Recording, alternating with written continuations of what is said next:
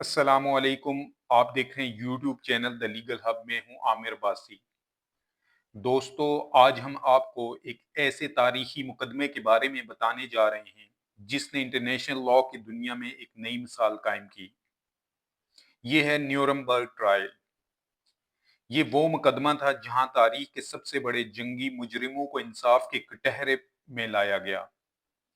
نیورمبرگ trial ایک trial کی series تھی جس میں 13 ٹرائلز تھے، اور ان میں سے ایک مشہور اور اہم ٹرائل نیورمبرگ کا ٹرائل تھا، اور باقی 12 ٹرائلز اس کے علاوہ تھے۔ ان 13 ٹرائلز میں سے نیورمبرگ کا ٹرائل ہمارا فوکس پوائنٹ ہوگا۔ دوستو، یہ مقدمہ نازی پارٹی کے رہنماؤں، فوجی افسران، جرمن صنعت کاروں، وکلاء، ڈاکٹرز کے علاوہ کرمنل ٹرائل چلایا گیا جنہوں نے امن اور انسانیت کے خلاف جرائم کیے۔ ناظرین، آج کا ہمارا ٹاپک نیورمبرگ ٹرائل جن افراد کے لیے مفید اور معلوماتی ہے ان میں اسٹوڈنٹ آف انٹرنیشنل لاء، تاریخ کے طلباء، وکلاء اور قانون دان جو جنگی جرائم اور بین الاقوامی فوجداری عدالتوں کے ارتقاء کو جاننا چاہتے ہیں۔ اس کے علاوہ وہ صحافی اور تجزیہ نگار جو عالمی انصاف، انسانی حقوق اور تاریخی عدالتی مقدمات پر رپورٹنگ کرتے ہیں، اور عام ناظرین جو عالمی تاریخ میں دلچسپی رکھتے ہیں۔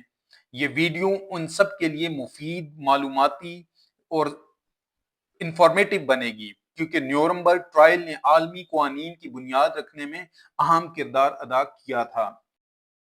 دوستو، 1939 میں شروع ہونے والی دوسری جنگ عظیم نے دنیا کو تباہی کے دہانے میں پہنچا دیا۔ ایڈلف ہٹلر کی قیادت میں نازی جرمنی نے یورپ میں بے شمار مظالم ڈھائے۔ ہولوکاسٹ میں کئی ہزار بے گناہ لوگ مارے گئے اور وار لاز کی سنگین وائلیشنز ہوئیں۔ 8 مئی 1945 کو جرمنی نے سرنڈر کیا اور بالآخر دوسری جنگ عظیم کا خاتمہ ہوا۔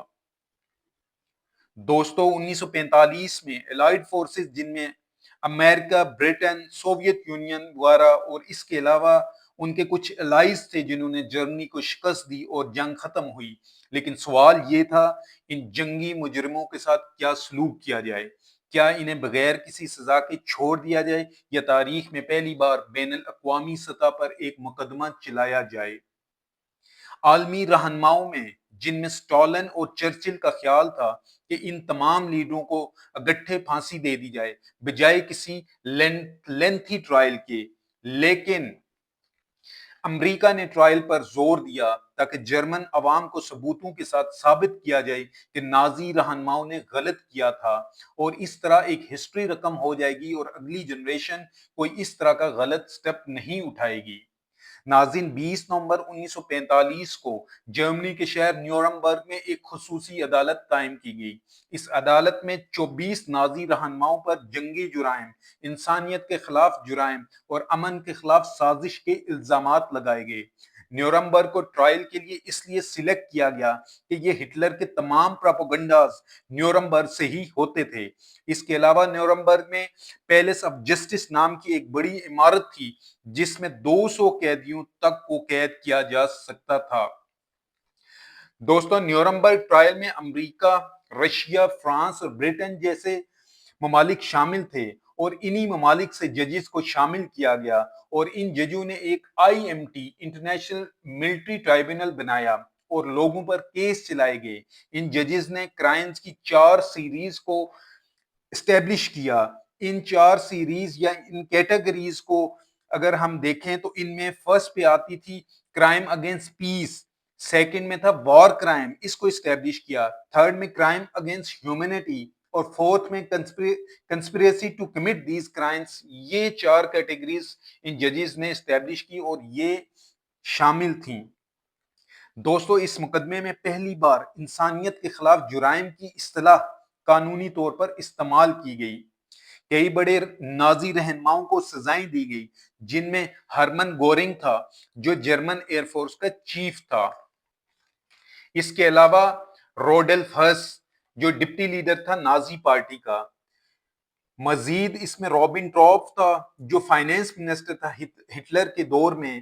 اس کے علاوہ ولیم کائٹل تھا جو آرمی چیف تھا، اور البرٹ سپیئر جو ایک ٹاپ لیڈر تھا، اور اس کے علاوہ مارٹن بورمن تھا جو ہٹلر کے تمام آرڈرز آگے پاس کرتا تھا۔ ناظرین، اس میں مارٹن بورمن ارسٹ نہیں کیا جا سکا، لہذا اس کے خلاف ٹرائل تو اگرچہ چلایا گیا لیکن وہ اس کی غیر موجودگی میں ٹرائل چلایا گیا۔ دوستو، 20 نومبر 1945 کو 21 ڈیفینڈنٹ پر چارجز لگائے گئے، لیکن ہٹلر کے خلاف ٹرائل نہیں چلایا گیا کیونکہ اس نے برلن میں خودکشی کر لی تھی۔ اس ٹرائل نے جنگی قوانین کو مضبوط کیا اور اقوام متحدہ کے تحت انٹرنیشنل کورٹ آف جسٹس کے قیام کی راہ ہموار کی۔ دوستو، اس ٹرائل میں کچھ دلچسپ چیزیں دیکھنے کو ملی، جس میں ججز، لائرز اور ڈیفینڈنٹ مختلف زبانیں بولتے تھے، اور پھر نئی ٹیکنالوجی انسٹنٹینیس ٹرانسلیٹر کے ذریعے کیس کو سنا اور سمجھا گیا۔ نیورمبرگ ٹرائل بہت مشکل تھا، اور اس نے ٹرائل کی پروسیکیوشن کے لیے ایک پریسیڈنٹ سیٹ کیا، اور اس ٹرائل میں امریکن اور برٹن لا کو فالو کیا گیا۔ اس ٹرائل میں پروسیکیوشن کے وکلاء اور ڈیفینڈنٹ کے وکلاء کا پینل بنایا گیا جنہوں نے حق اور مخالفت میں دلائل دیے۔ اس ٹرائل میں چیف پروسیکیوٹر امریکن تھا جس کا نام رابرٹ ایچ جیکسن تھا۔ ناظرین، یہ ٹرائل تاریخ میں ایک سنگ میل ثابت ہوا۔ اس نے ثابت کیا کہ کوئی بھی شخص، چاہے وہ کتنا ہی طاقتور کیوں نہ ہو، قانون سے بالاتر نہیں۔ آج بھی بین الاقوامی فوجداری عدالت اسی اصول پر کام کر رہی ہے تاکہ جنگی مجرموں کو انصاف کے کٹہرے میں لایا جا سکے۔ دوستو، اگر آپ کو یہ ویڈیو پسند آئی ہو تو لائک کریں، سبسکرائب کریں، اور مزید تاریخی قانونی موضوعات پر ہماری ویڈیوز کے لیے بیل آئیکن کو دبائیں۔ اگلی ویڈیو تک کے لیے اللہ حافظ۔